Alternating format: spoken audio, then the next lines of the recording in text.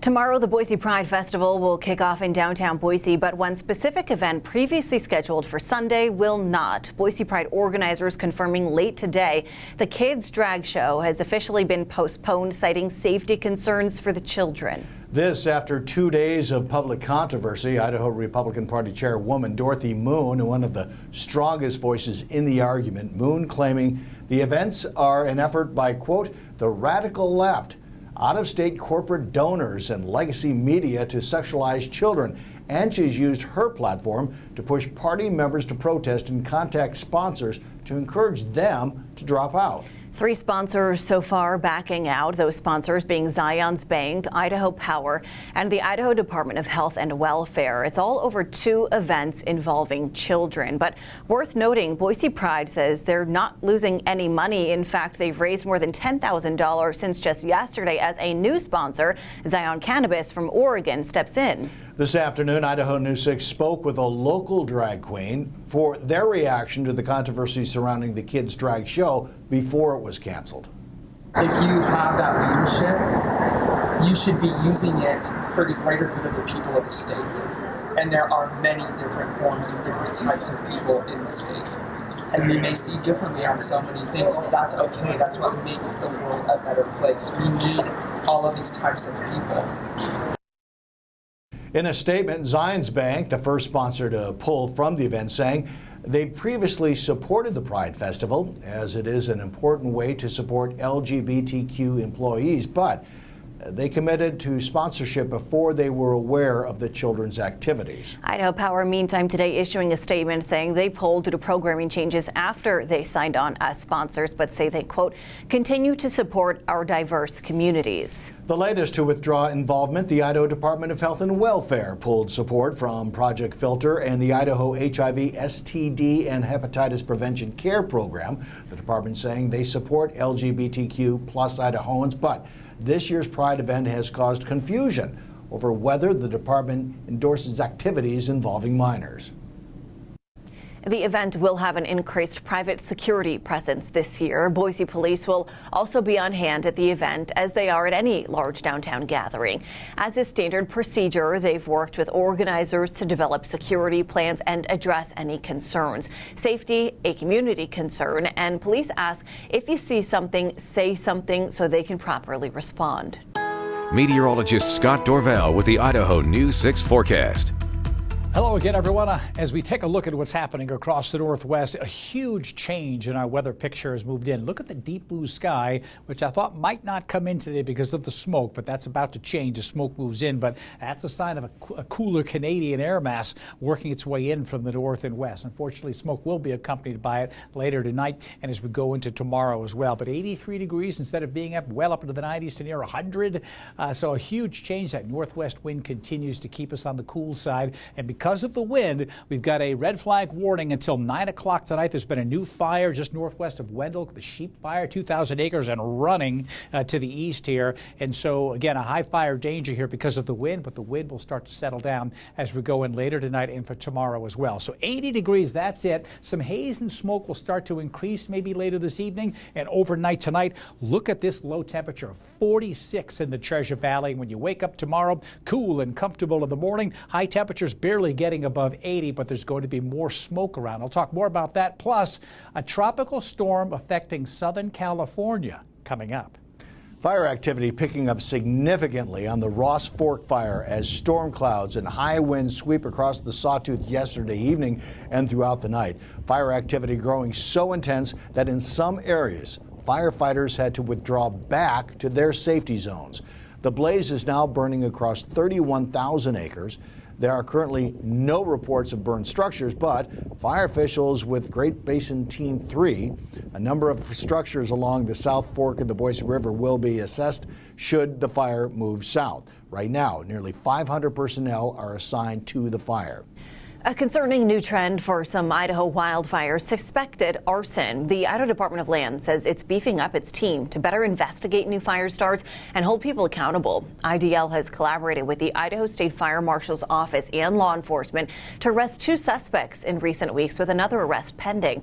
That includes a Priest River man who investigators accuse of multiple counts of arson, a Chalice man arrested in connection to the Quinn fire, and that pending arrest in connection with 2 more fires under IDL protection. IDL is modernizing its fire program, building out its investigative team with a new dedicated manager supported by about 20 employees with specialized training. They've also implemented new technology, including special cameras and other equipment to help identify accelerants like gasoline.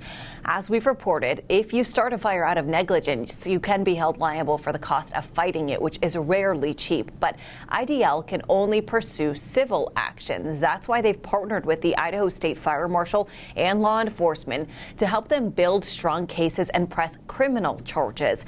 This year, IDL has investigated 226 fires, with a little under half of them suspected to be human caused. Idaho Back Roads, sponsored by Larry Miller Subaru. We may not live in Sherwood Forest, but the City of Trees has its very own Robin Hood. Unlike the original, this one is taking from the rich flows of the Boise River and giving back to the poor souls who made the decision to bring their valuables with them while floating the river. Anchor Matt Sizemore catches up with Boise's River Robin Hood in tonight's Idaho Backroads. 3 years ago, outdoor/sports/action adventure reporter Steve Den introduced us to a unique character. Rocky Detweiler loves diving in the river, and he discovers a whole bounty of lost treasures. I've got all kinds of stuff in here, right? Look at those sweet dudes. Like, what's up, man? These are awesome. That's so much fun. Yeah. Woo! Fast forward to this summer, and Boise River floaters are still losing their belongings on a regular basis, meaning Rocky is still finding tons of treasure. I found a phone, and then I went back again, and then I found a bag, right? And then went back again and found another phone, and another phone, and 6 phones later, man, in the same spot. Now, to recap, Rocky's been a swimmer and diver since he was a kid. There's a water source. I'm going to be in it somehow, yeah. Over the years, he's found a cornucopia of various lost items. I found guns. I found, lots of cash before, wallets. But it was one specific discovery that made him feel like he can do more with his hydro hobby. I'm diving, and I see this prosthetic leg, man. I pull it out. I'm like, no way.